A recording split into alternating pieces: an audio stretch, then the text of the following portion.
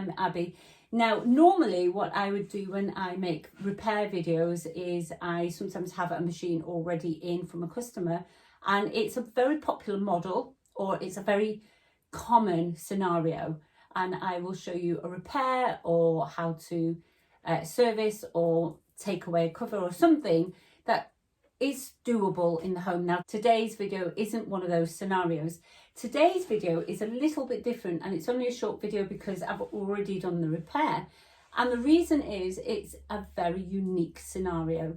What happened is Kate, one of the viewers, so I actually reached out to one of the comments in one of the videos, just randomly looking around. I decided that I was going to reach out to Kate, who mentioned that her Singer overlocker was given back to her by her technician as non-repairable. It was basically, that was it, it was kaput.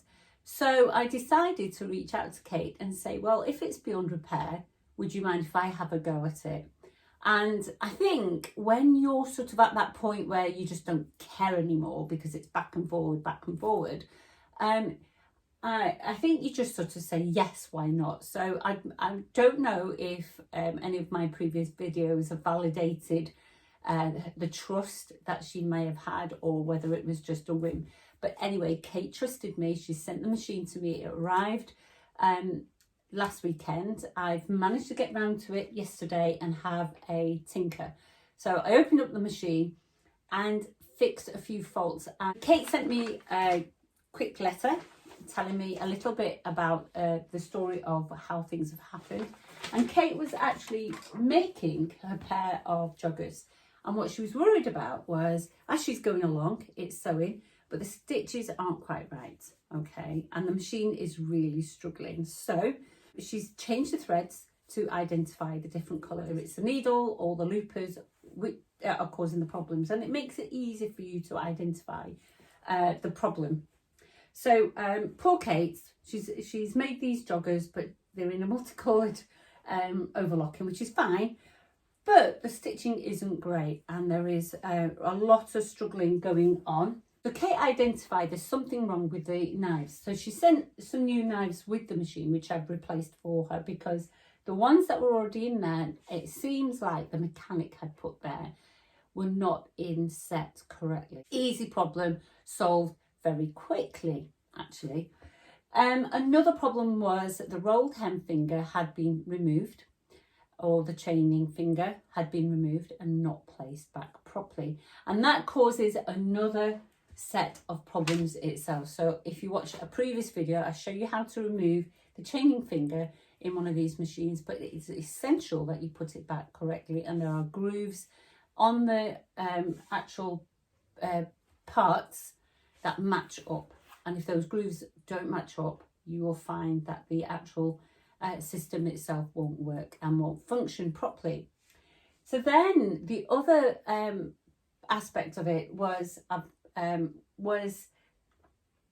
something was happening with the knife plate. So I've changed the knives, both upper and lower knives, checked the needle plate, and I've adjusted one of the needles on the needle plate because it was slightly facing down. So I've lifted it back up and made it in line, but you have the potential of pulling the needle off. So just take care when you do that. So I saw that there was a problem with the needle plate. There are lots of scratches on there, which is telling me then that the needle plate hasn't been positioned properly in the past.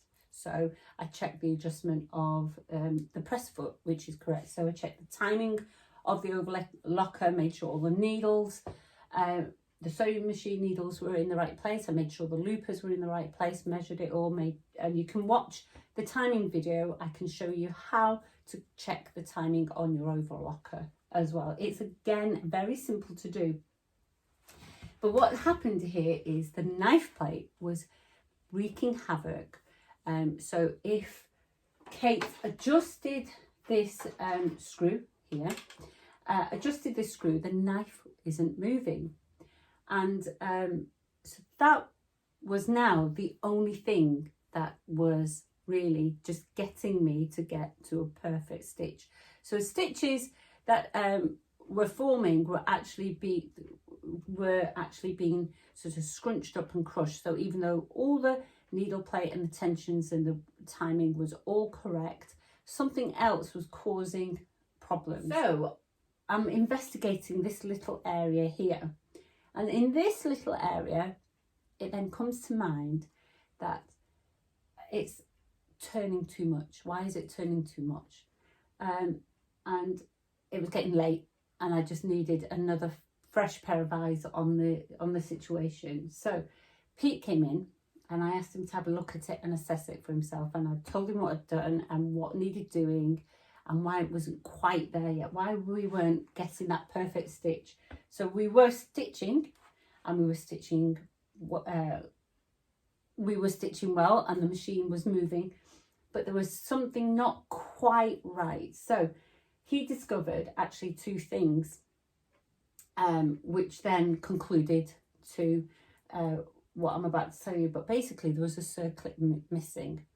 So for a circlip to be missing, what happened is there is a sort of a hollow casing over this screw bolt, and that hollow casing over the screw bolt was actually shifted, and Pete spotted that, which I thought was quite clever of him actually, because I just didn't see that at all, completely missed that.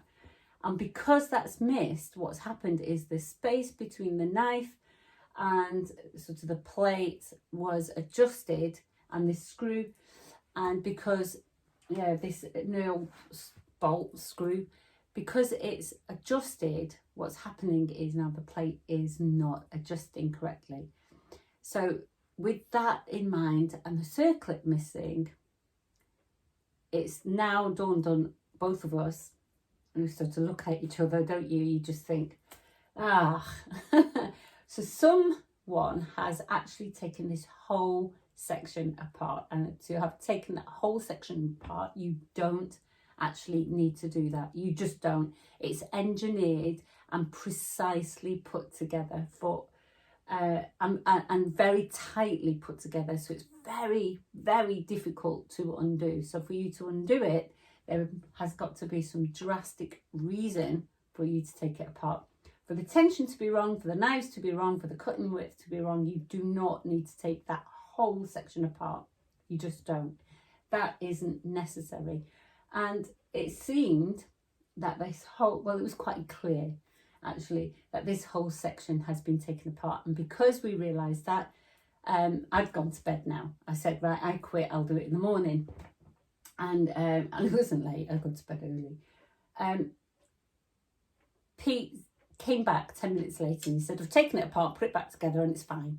So I said, okay, when I go back down in the morning, I will have a play perfect. That's all we needed to do. So there are two things going on here. One, you really, really do not need to strip your machine right back. These machines generally, I don't care if it's a Singer, they are not that bad. I know Singer have got a bad reputation. They're made in China. They're not made in China. That they are actually very, very well engineered. They just use cheaper parts or less parts, so they sound noisier. If you put it next to a Janome and open up a Janome, you'll find that inside Janome machines they have cushioning pads, and that sound and that blocks the sound. So then the machines just sound quieter and smoother. And I will show you a hack in a future video. That's something I keep meaning to do, because I know a lot of you like to sew when the kids are in bed, or you might be in flats and you're worried about your neighbours listening in or being disturbed. And so we need to show you some hacks on how to make your machine a little bit quieter. So you don't need to strip your machines right back. There are only very few adjustments you need to make. These machines are engineered beautifully. I mean, really are beautiful. So whichever model you buy, whichever brand you buy, they are engineered really, really well. Just some are a lot cheaper metals. So if you buy a very budget sort of price machine, then you are going to get cheaper metals. Or some brands decide to produce very, very low quality machines. They're not cheaper, they're just very low qualities. So when I saw Kate's comments, I had to say, you know, please would you send, I just couldn't believe that a Singer was going to be thrown on the trash pile. There is no need for it. So now the machine's fixed, the machine is repaired. I'm going to send it back to Kate. She's going to be a happy lady. It also means that there's one less machine on the tip. On landfill, we just don't want it. We don't want waste. I had a lady bring a Singer back to me. If I take off, I can't take these off. If I take this off, this part, okay, so the user, what's happened is she said, well, the machine's a bit too rattly. Well, I know why it's rattly. It just needs a little bit of oil. Okay, so she's taken it to a very well-known place in a place Macclesfield, very popular. It's been there for years. And what his solution, literally, all his solution was he put super glue on this and he glued it on to the machine. And that was it. That was his solution. There was nothing else. He hadn't even opened the machine. I could tell because when I opened the machine, there was still gunk inside. He hadn't even opened the machine to clear out the gunk and to oil it. And as soon as I'd done that and I separated that, prized the glue off, it just sounded as normal. And what I'm saying is just be careful. If your mechanic says it can't be fixed, he probably just doesn't know. And it's so scary and so worrying how many mechanics are out there repairing machines. Now, there are many of you who are genuinely needing to take your machine or genuinely not wanting to repair your own machine. That's fine because I don't always want to clean my car. So occasionally I might go to the car wash and go through the fancy machinery to have the car washed. But that's just a little something, isn't it? It's a spa day for your sewing machine. You just want to send it away, get somebody to sort it out for you, and it comes back all brand new for you, and that's fine.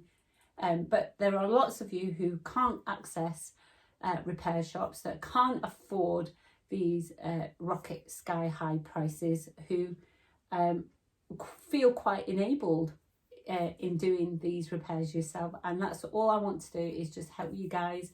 Make sure you've got the knowledge, make sure you've got the strength and power to do this. Make sure you've got the tools to do this, and just empower you a little bit. So thanks for watching. Thumbs up if you like the video, and make sure you subscribe. Lots of videos to come, and don't forget, we do go live occasionally, so watch out for Instagram posts where I will let you know. You take care. Thank you.